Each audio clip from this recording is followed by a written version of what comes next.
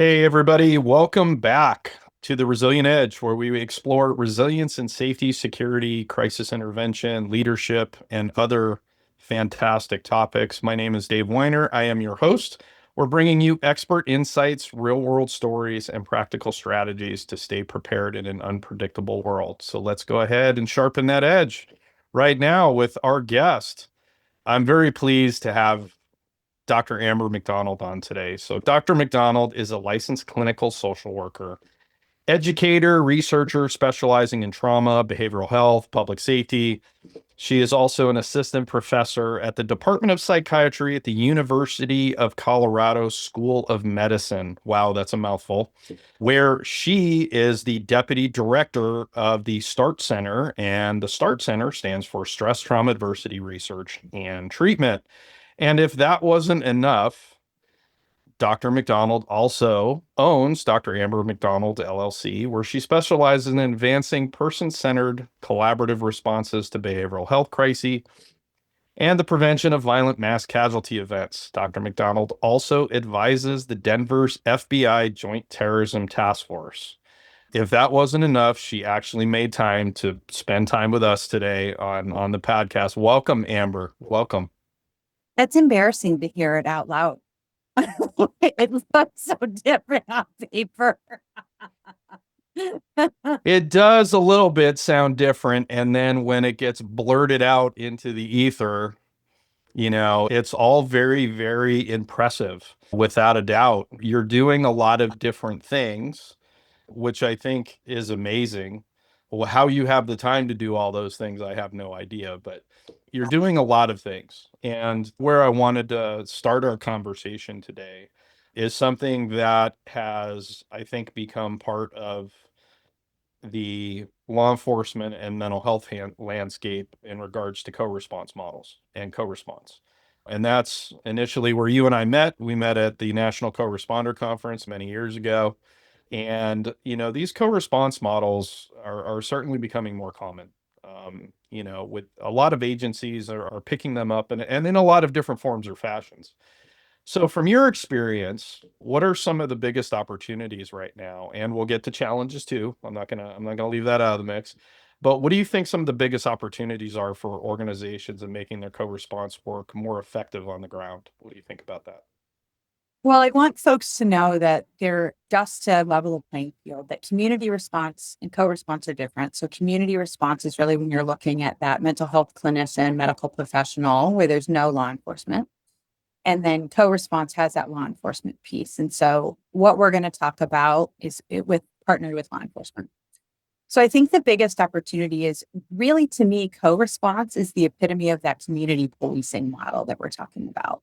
There's no other professional who spends as much time in the community as a police officer does. You don't see social workers, nurses, et cetera, on bicycles doing ped patrols at events, et cetera, unless they're manning a booth. We're certainly seeing more of that now with outreach, and some big cities will have some homeless and marginally housed outreach. But again, repeatedly across this nation, the people who spend the most time, or the profession that spends the most time in their communities, is law enforcement officers. And with the deinstitutionalization of folks with mental illness, right, it created this burden on law enforcement to be these de facto mental health professionals, which they were never intended to be. And so, really taking this co response model, it should not be hard to fit that into the larger strategic plans of these organizations, these police departments, or these public safety departments. And so, I would say, with a little bit of thoughtfulness, I actually think that you can move your mission further along down the line, get closer to your goals and your strategic plan when you adopt co response models. And again, similar to child welfare, the community determines what that model should look like depending on gaps in care and services. And so being intentional about understanding what's in the community versus what isn't will help you frame what that program should look like in your jurisdiction. That's really great. And I know you do a lot of work in Colorado with a lot of the co-response programs in there. What types of challenges? I mean, from an outside looking in, it seems like there has been a pretty big adoption of both community response and co-response. But what are some of the challenges you've seen in terms of getting buy-in? As an embattled old chief, I'd want to know, well, how does this necessarily help us in terms of that? So what are your thoughts there? So I would say right out the gate, what's great is because there's so much momentum, most people are like, sure, bring it on. What's hard is that without being really clear about the goals, change is hard for any organization, particularly public safety or policing. A lot of people adopt something, and we've all heard the building the plane while in the air. And that can be really dangerous when there's no case law establishing how behavior should occur. I certainly see power struggles, but from a large organization, like when I'm talking to executive leadership, like a chief who maybe is on the fence or has seen there's a little bit of press that's come out that said that maybe this isn't effective and you're hanging on to that, you pitched your wagon to that narrative. I would argue that making sure that you understand the buy-in is really about saving you money, right? Clinicians tend to be cheaper than law enforcement officers, and figuring out again, if you can lay the foundation about how this is going to move your mission forward or your strategic plan. To me, if I'm going to pitch a new program that's outside of the scope, I need to pitch it within the lens of what your goals are. And if I can't fit it in that, I don't expect you to buy in. I would say after I've got that buy in, which right now, again, is not hard to do, particularly with much of the uprisings and pushback on law enforcement. I think some of the bigger challenges that come out the gate is without a lot of intentionality, we're not defining what's happening on the street. And that is where case law gets developed, right? When people are kind of winging it. And I can't create an evidence base. So now I'm speaking as a researcher without knowing what intervention is occurring. So you and I go out to a call. If we don't have any bumpers on what we're doing or what is our target, then I can't evaluate it to a fidelity. And most programs have not defined the intervention beyond a police officer and a mental health provider for going out.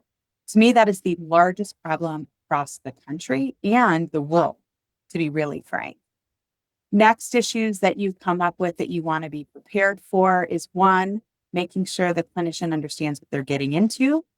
They are not there to change police culture. They are there to partner. They're also not there to treat their police officer partner either. And so my job as a clinical professional is one, if you want to be a cop, go to the academy, be a cop. If you want to treat cops, go into an office, get a contract, treat cops. You are a partner in that. And then establishing and avoiding that power struggle related to who has the last say on what.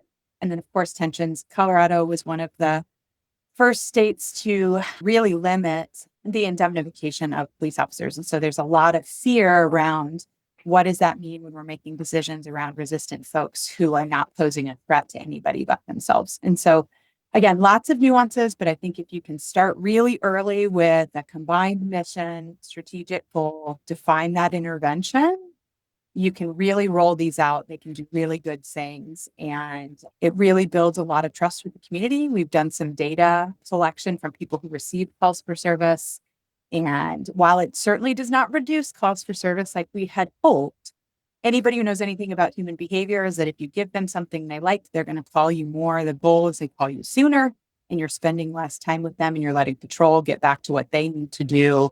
And you are offering whatever the individual needs to be able to move them forward in scaffold skills.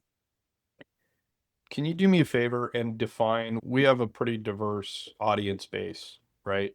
When you say we need to define the intervention, right? Can you elaborate on that concept so everybody understands what you're talking about?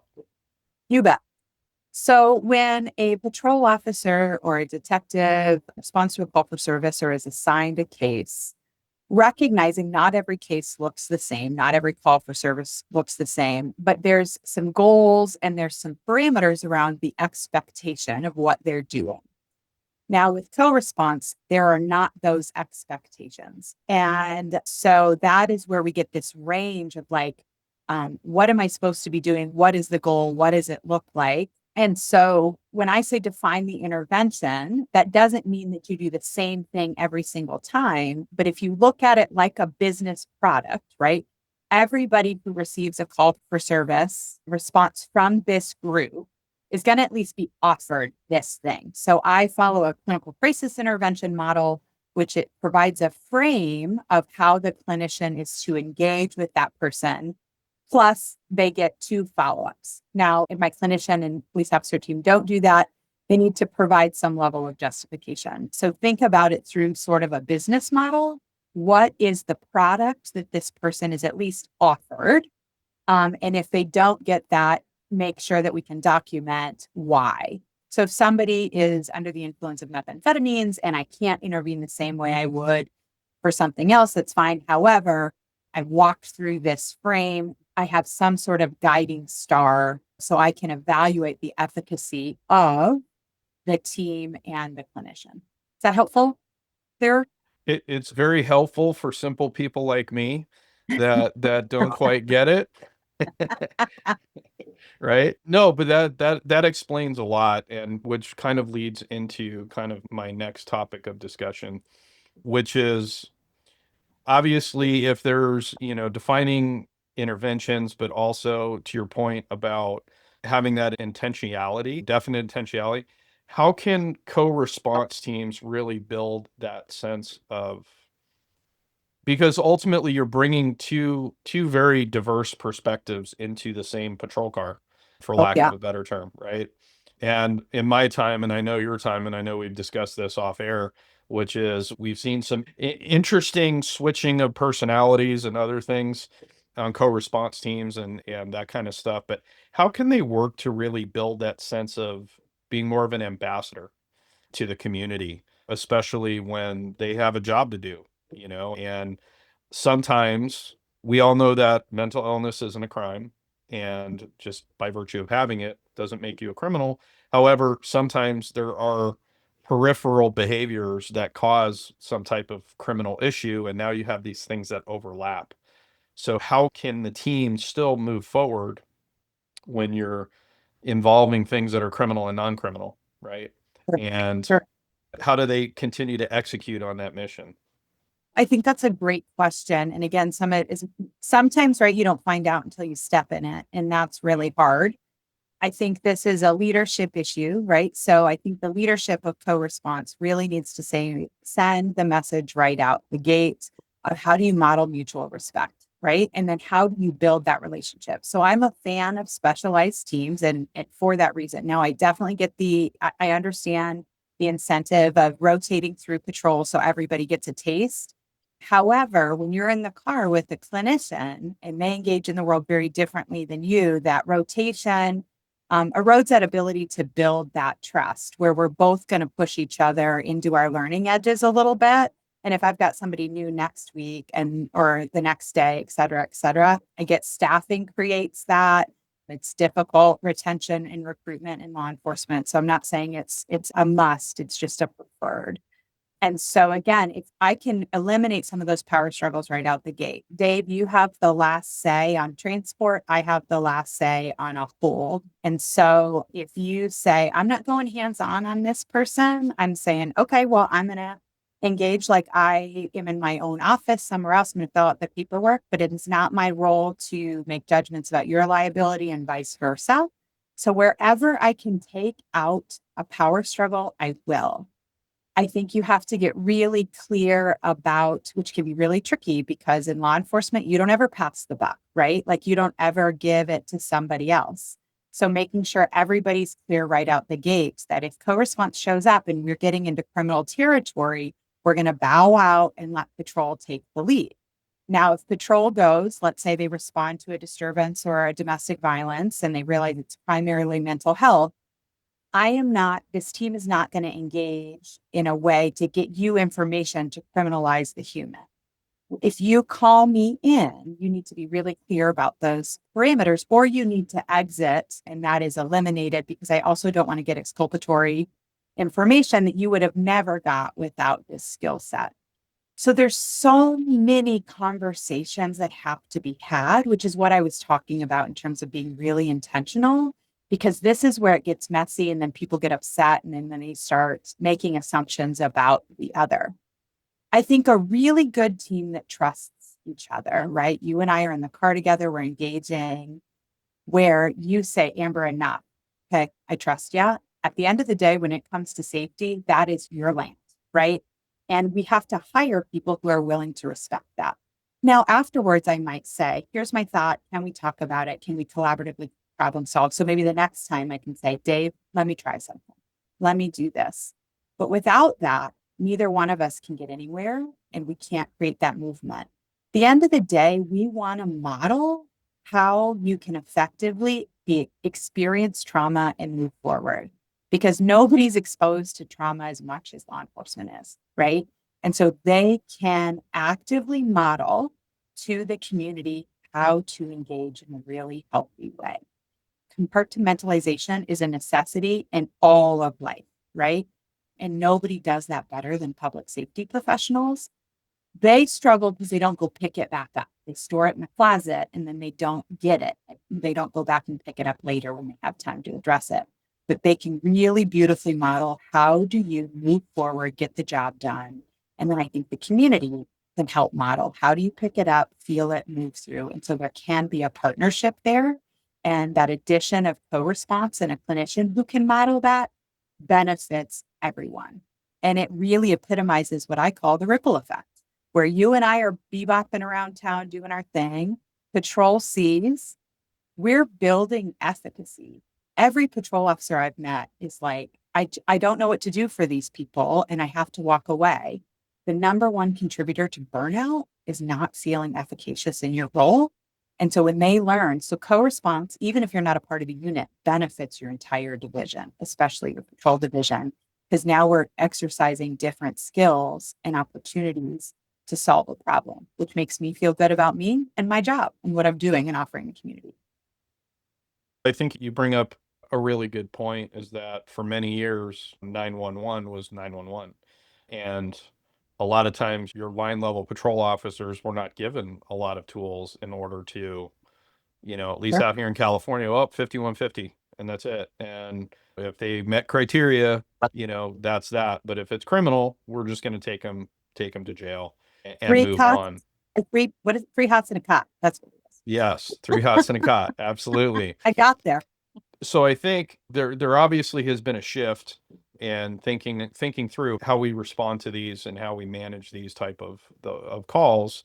And to your point, I really agree that I think teams should get to know one another and understand, kind of like you pointed out, not necessarily their lane, because their lane is really the same highway. It's just different off ramps, right? Yep.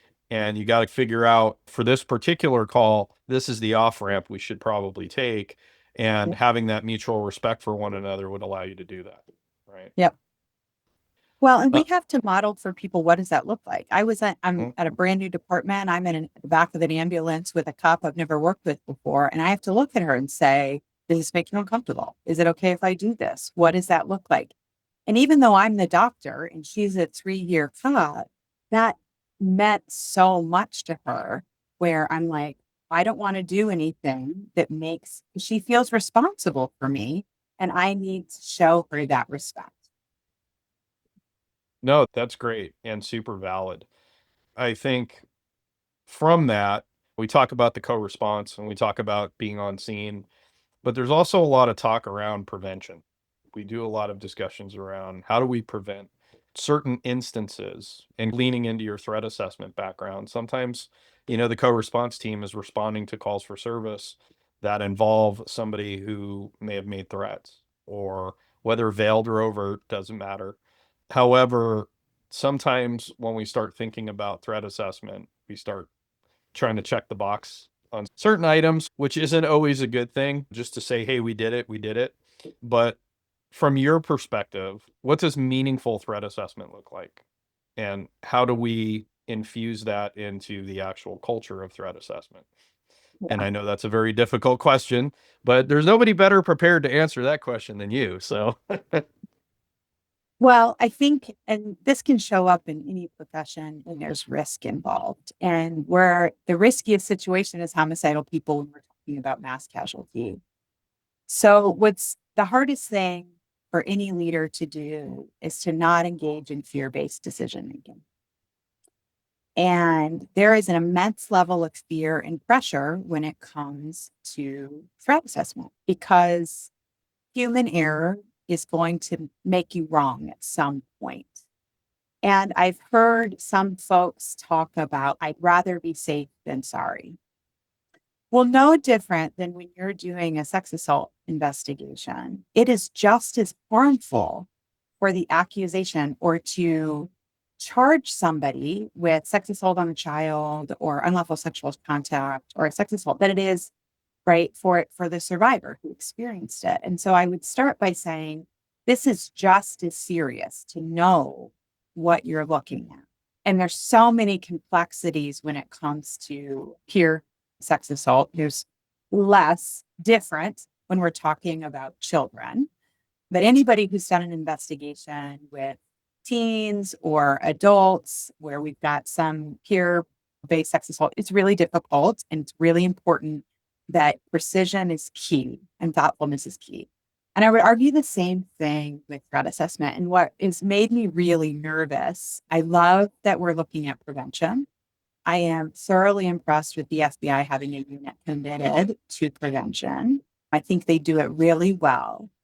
And as we get closer to the local level, is without the resources and the expertise, I think we can make large sweeps and assumptions about individual behavior that isn't accurate.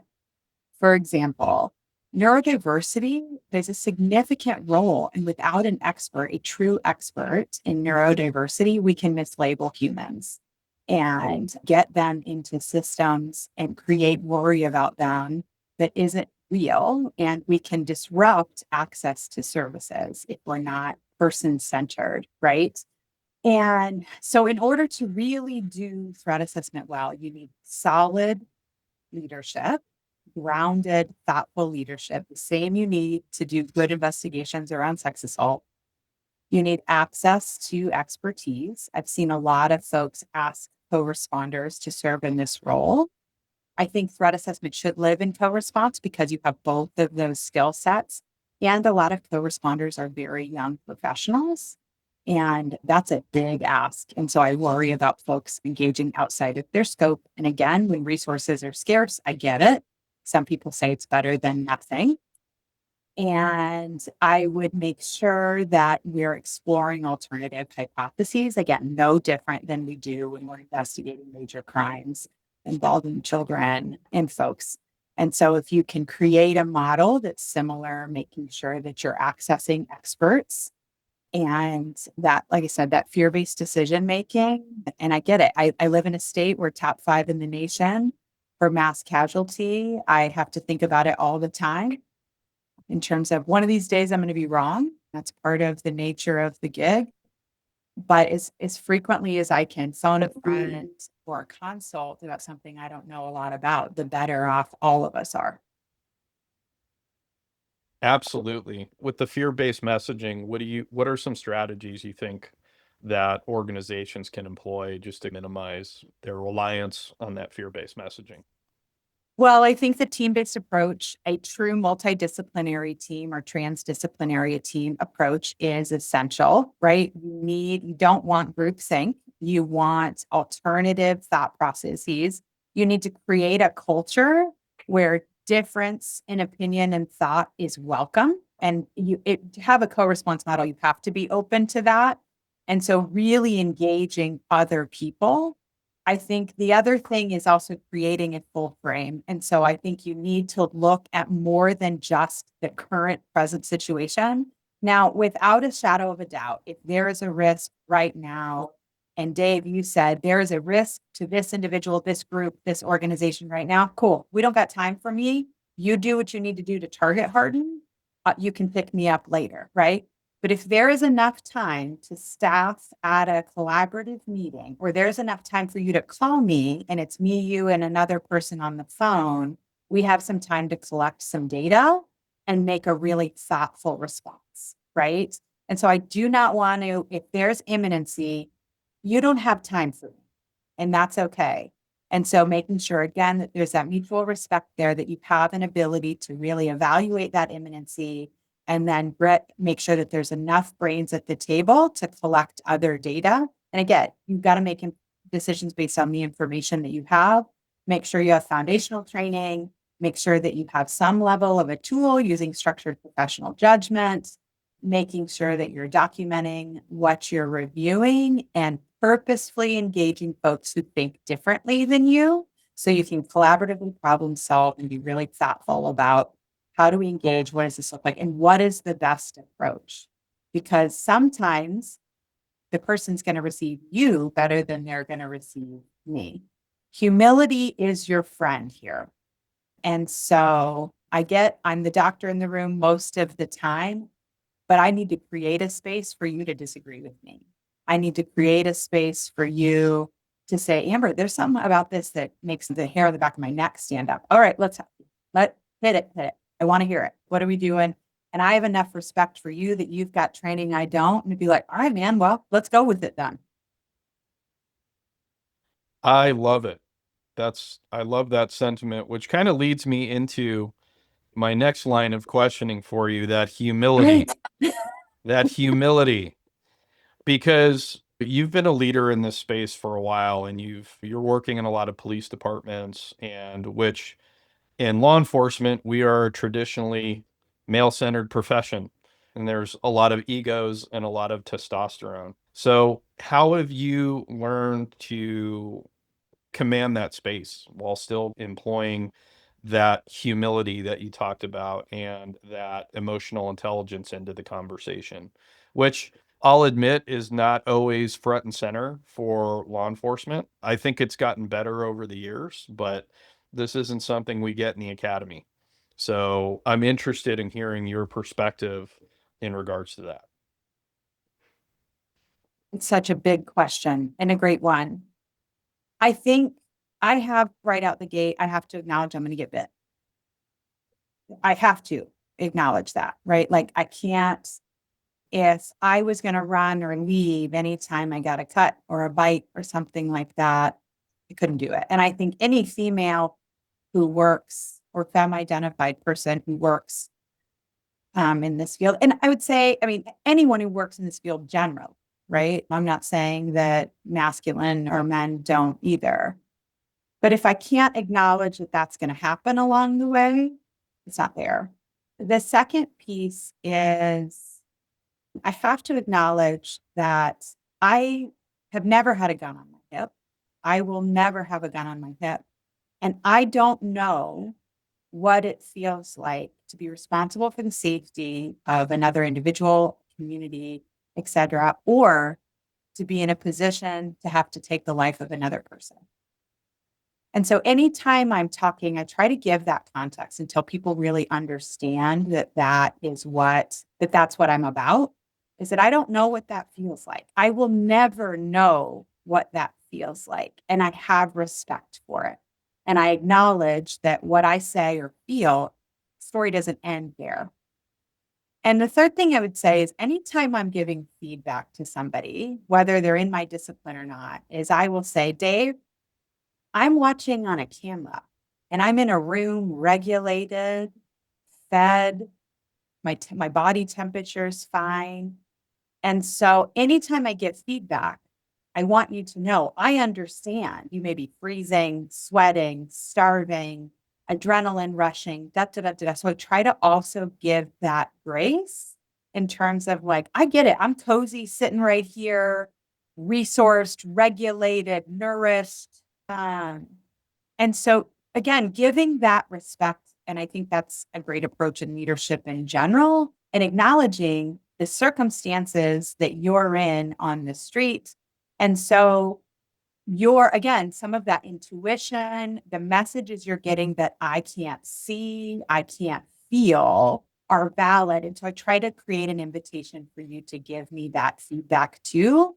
And so like, no, again, like I said, the hair on the back of my neck. Okay, well, I trust your training. I respect you. Let's talk about that. Now, what's hard is if I don't trust that on you and I have other concerns, that's a whole different thing. But those are the things where I lay that foundation.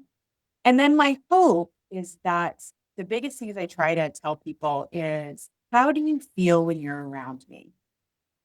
Let's talk about how do you want other people to feel when they're around you? Let's figure out how to do that. And so if I can get their respect through collaboration, humility, and respecting them and the work that they do, my hope is that they will take on I'm modeling safety by kind of showing my underbelly, right? Like I can't get you to be vulnerable unless I'm vulnerable. And I get that it's easier for me to do it because I'm not a cop. I'm allowed to do things. Because I'm a female, I'm allowed to do things. And I recognize that female police officers have much further away from me than male police officers or masculine identified police officers are. So I have lots of room for my female colleagues who are in policing in terms of being like, how can I show up for you? What does that look like? And I don't know all the things, but if I can be an ambassador or an ally or something like that, to me, I model strong female leadership, maybe not strong female law enforcement leadership, because there are some distinct differences. Absolutely. And that's a really great way to explain that. And I also know from your work, you mentor a lot of new clinical professionals that come into this environment. How do you convey that message? Because obviously, there are a lot of folks who maybe come into the profession, to your point earlier. If I want to sit in an office and do stuff, I can. Being a field clinician can sometimes be very difficult in a lot of different ways because that's not a traditional kind of situation. So, how do you model that, or how do you mentor somebody new coming into the profession that may want to involve themselves in like a co-response team or a community response team, but how do you model that as far as those new folks coming into the profession? So I Another big question. What's It's funny is that I actually get asked more by law enforcement professionals to support them in promoting. My clinicians often, I mean, I have a brand new clinician right now. She's joining a team that's never been built. She's never been a co-responder before. So I'll talk about that. But Mhm. the amount of times I get asked for support before somebody goes up for promotion, whether it's for like a master police officer or a sergeant or command or something like that, because they understand the job, they get the job, but that transition to sergeant or command or, whatever is tricky. So I was prepared to answer that question. You don't need the answer to that question. New clinicians who are getting into this. Well, it's no different than when I would hire people to come work at the Child Advocacy Center, is that you cannot be prepared to know what it'll feel like to hear a child go in great detail about everything that has happened to them, right? Like, I just have to tell you, one, you are not going to know what it feels like until you do it. And so trying to give you grace about that. I My leadership style in general is you're gonna make a mistake without a shadow of a doubt. And what's really hard is when you make a mistake in this business, it's not like your cash drawer is off at Walmart or something like that. Your mistakes are big. And so I have to create some safety about what that looks like. I do my best to help them understand law enforcement culture because it is very different than clinical culture. Whether you're a social worker, a nurse practitioner, or a counselor, et cetera. And we're having lots of conversations. And so I am in we're building a new program in a police department in a very under-resourced community.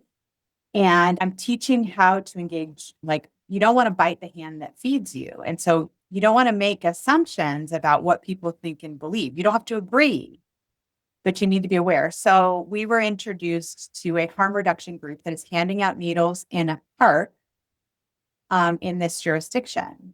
And so I told my co-responder, I said, collaboration is good. But before you go meet with this person, I would check in with leadership here about the police department's perception of that group. Because you don't want to come back really excited about a partnership and then they make some assumptions about you. So we did. And the answer we got was, I don't like organizations who enable poor behavior, such as intravenous drug use. Not really a harm reduction opinion, totally fine. And an opinion, one that is strong across law enforcement. So my co-responder and I went to lunch and I sat her down and I said, the question here is not whether or not you agree with that statement. The question is, can you work for a place that has that position? And part of your role is to create curiosity about different ways of engaging. Because if you do not feel like your role is creating curiosity and you don't have room and that isn't exciting to you, this isn't the role for you. If you are like, I have to work for an organization that believes this or feels this or does this, you shouldn't ever probably step into a police department because you're never going to get that uniformity based on your own training. If you can say, let's talk about it, or let's get curious about it, and you're okay with a ripple effect where you start really small and you're open and you thrive on dialogue. And I always splash in some humor while maintaining that mutual respect, you can get it done. So again, I have to model that. And what does that mean? What does that look like? But I can't prepare them for responding to a dead 13-year-old in a park. While their job is not to engage as a victim advocate, right? They may still be first on scene because they have a medic in the car or tones dropped in that patrol, that cop needs to respond, or the suicidal person with a hatchet, right? And so I give them coping and I try to create a place where they can call me and say, how do you manage this? But it is very different working inpatient than it is on the street. And again, that's where that relationship matters. You need to know that I'm going to position myself in a place to not make your job harder. And I need to know that you're paying attention. You're going to tell me what I need to do. Yeah, I think that's important. And having had the opportunity to build our own co-response team when I was still active law enforcement, I would argue you have to bring the right people to the table, and they should all have a very collaborative attitude, regardless of whether they're a clinician or a police officer or whatever. They should be willing to engage in that level of dialogue. They should be willing to look at that level of collaboration because ultimately, to your point, they're going to be a team out there. So they need to trust one another. They need to make sure that they're navigating that space because even though there are many old, or I would say legacy co-response teams around the country, and some of the longest standing ones like Chapel Hill, LAPD, LA County Sheriffs, they've been around for decades, but the landscape has changed significantly, right? But the mission kind of really hasn't, in the sense that everybody is supposed to be working on the same page. So I think all of that commentary is very, very valid. Then when you're hiring patrol, right? So you want to hire and you decide what you're willing to manage, right? Like Yeah, I will teach you skills all day. I don't want to manage attitude, right? yeah, I will take somebody green as can be based on attitude. And that gets really hard in the workforce. That's hard. And so when you select, I've got to have cops that have all the lights and sirens out of them, right? Like they got to be able to yeah, perform if it happens. And I get it. All people make the world go round. So when you're still trying to chase bad guys, the department I'm in right now, everybody's so young that like a mhm, seasoned cop is 5 years on. So they don't want to do co-response every day. And I yeah. get it. They're willing to do it like one day. And so then that creates limitations. So how do I make that up in other ways? Because they're cops for different reasons, which I totally get. So there's so many of these systemic things that show up, but good hiring, making sure you have the right people. And that sounds so nice on a podcast, right? And then you get your applicant pool and you're like, Especially nonetheless. especially nowadays. Especially Yeah. nowadays, it's becoming And harder and your harder. team's like, you're lowering the bar. And you're like, how'd you get hired? Right now, I'm just kidding. Excellent. Any last thoughts? No, I'm so grateful. Thank you for giving me the opportunity. I love this work. It lights me up every time. It's my favorite. Police are such a pain in the butt and my favorite humans. And so anytime I can help folks work with you better or give them an alibi, whatever comes first. Oh, I'm down. I love it. I love it. Well, again, Amber, thank you so much for taking the time out from your very busy schedule to be on our tiny little podcast, The Resilient Edge. Thank you so much, everyone. Thank you for tuning in today for Dr. Amber McDonald, and we will see you next time on The Resilient Edge. Have a good one. Appreciate you.